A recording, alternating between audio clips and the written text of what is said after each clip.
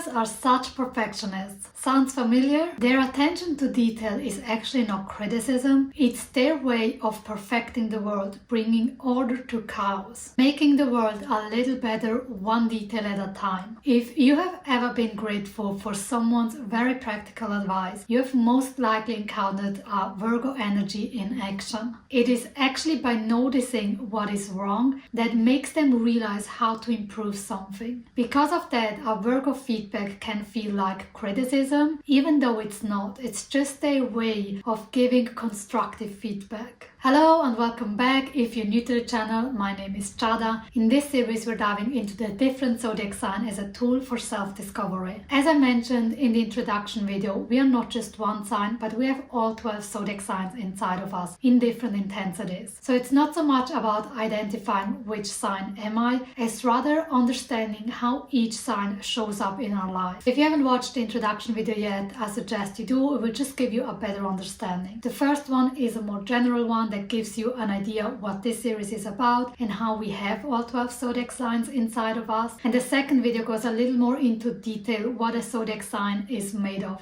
like the modality, the polarity, and the element. This is going to be especially helpful if you are new to astrology, also in terms of terminology. So Virgo is an earth element, a mutable sign, and a negative polarity. The earth element gives Virgo this very practical, no-nonsense attitude, while the mutable polarity gives Virgo its problem-solving ability. It really has this ability to find solutions. And its negative polarity is what gives Virgo this ability to see what's wrong. So this is why Virgo always feel like they're criticizing something, because they instantly notice what is off. And this is kind of their starting point to improve something. In terms of phrase, Virgo is associated to the phrase I analyze, which makes total sense given its analytical nature. And even though Virgo is an earth element, it's really interesting to note that it has this huge mental aspect to it. And it actually comes from the fact that Virgo is ruled by the planet Mercury, and Mercury is all about the mind and our intellect. And this is why, even though it's an earth element, it's still a very intellectual sign at the same time. This is why it has such a practical, logical approach to things. Practical because it comes from the earth element.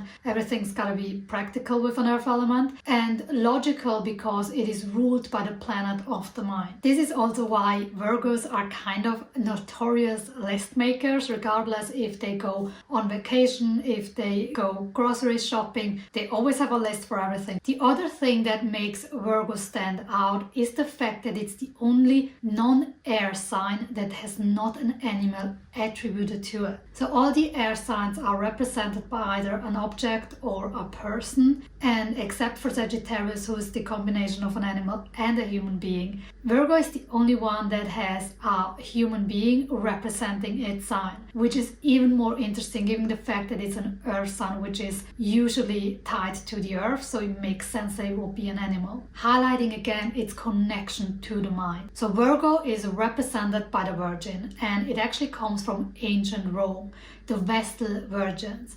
The Vestal Virgins had a very important role, and they had to make sure that the internal flame of Rome would never go out. This already gives us a few cues on what Virgo is like. First of all, the role that the Vestal Virgins had was one hidden from the public. So they were in their temple and they had to take care of the fire.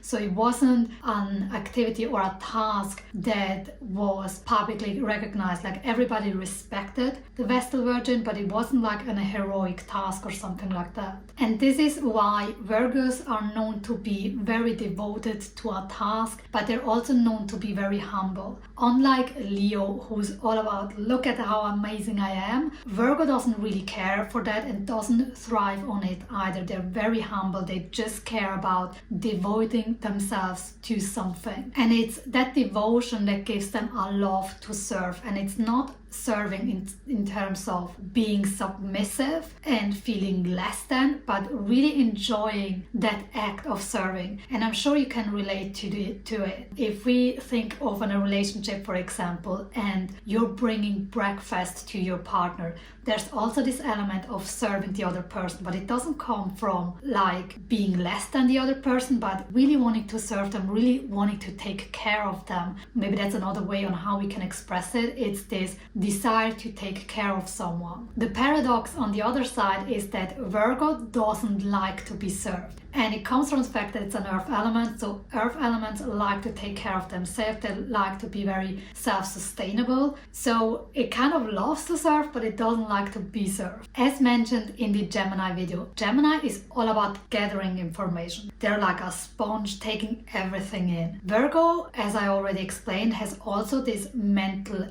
aspect to it, but it comes in categorizing. It's like what is useful and what is not. The reason Virgo does that is because it wants to ensure that things work. So in order to do that, it has to decide what is useful and what isn't. Think back to the Vestal Virgins. So they had to make sure that the fire would not go out. In order to do that, they had to decide on the right approach, the right fire, the right people. So they had to decide what is useful or who is useful and what isn't. And this is also one of the reasons or the causes for Virgo's perfectionism. And perfectionism is one of the things they are most known for and also most criticized for, which is so interesting. I mentioned it in the Taurus video. It's so interesting how we can be criticized for one of our negative traits, which is the reason for one of our best traits. And with Virgo, it's their perfectionism. If for one reason perfectionism is not achievable, which already is like a disaster in itself for a Virgo, at the very least it gotta work the best it possibly can. It gotta function properly.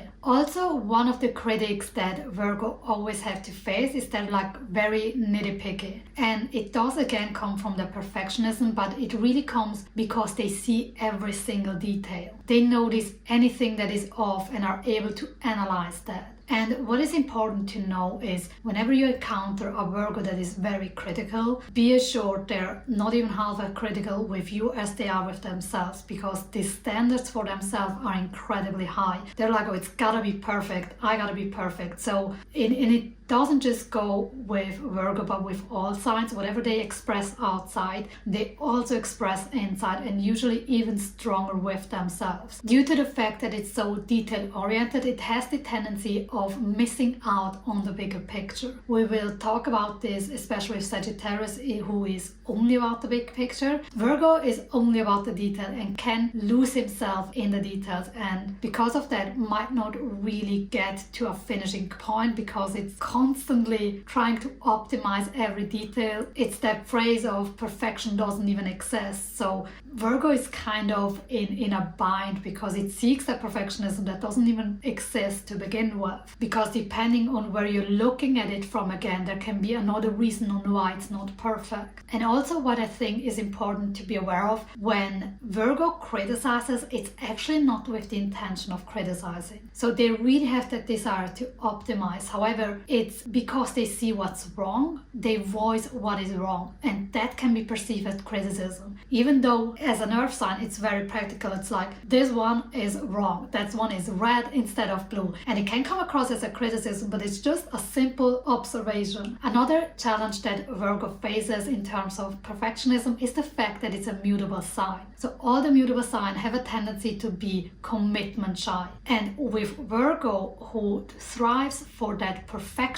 but at the same time it's like, how the heck do I decide which will lead to the perfect solution? So it's like it's unsure of what to decide on because they want to make sure that it's going to be perfect. Where for example Taurus, it's like, well, I want to make sure that I get the best out of it, and it's like I need a moment to decide which one is the best decision. Virgo is about which is the right decision. As mentioned prior, Virgo decides what is useful and what isn't. Another great characteristic of a Virgo is that they are usually very skilled in the area they dedicate themselves, simply because they notice what is off and can improve it because of that. If they're like learning learning an instrument, for example. They learn it, they practice it, and they notice every time that something is off, and because of that they can optimize it the next time, and due to that they become incredibly skilled at whatever they're doing. Another interesting thing when we think about Virgo's perfectionism is that they tend to have an obsession with cleanness rather than with tidiness. So they can be kind of chaotic, let's say in their home environment where everything is scattered, but when it comes to cleanness they're very precise. And with cleanness you can think of it in terms of hygiene, like washing their hands, because Virgo is kind of worried. It's also associated to health, so it's kind of worried that it might get sick. But you can also think of cleanness, for example, someone that makes a cake, there's like a very clean edge to it and everything is like smooth, like the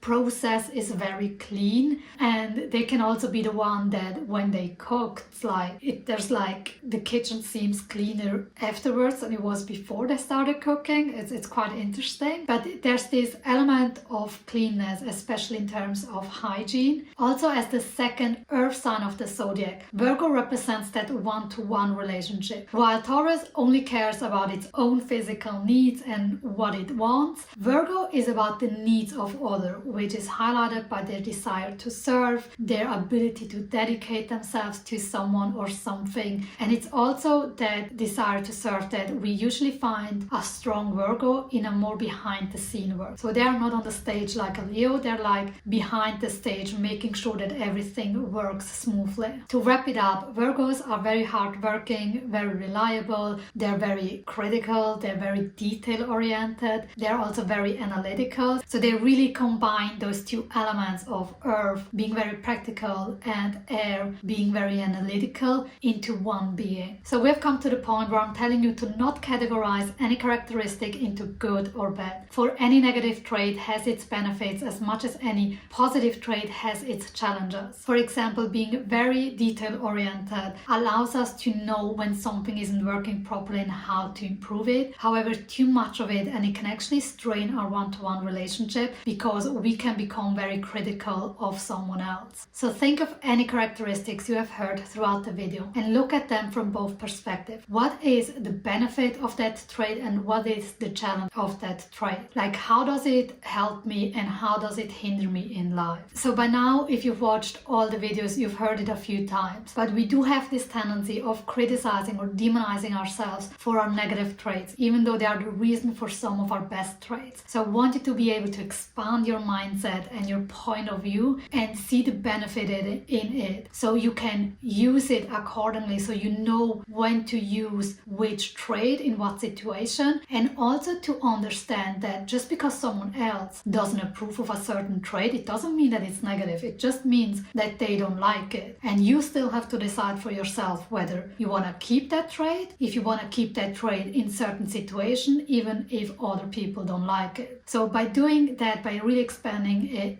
your mindset and looking at characteristics from a holistic point of view, you get the freedom to choose and you have more possibilities to react or act as you see fit. In terms of personal example, even though I'm not a Virgo sun, I very much resonate to that energy, especially the perfectionism. It can be silly things like wanting a new phone, but it doesn't have the exact color that I want, and then I'm like, it doesn't work, I want it like that, but it doesn't exist like that, and I'm kind of in a bind and become indecisive because the perfect solution doesn't exist for me. But it also comes in terms of work. I'm like, if I do something, I want to do it properly. For example, the YouTube channel in the beginning where I did everything myself, the editing and all that stuff, and there were so many things there that I was like, oh, it's not perfect, and I really had to learn to accept that it's not perfect, because first of all, I'm not an editor, I've never studied that stuff, I've just self-taught myself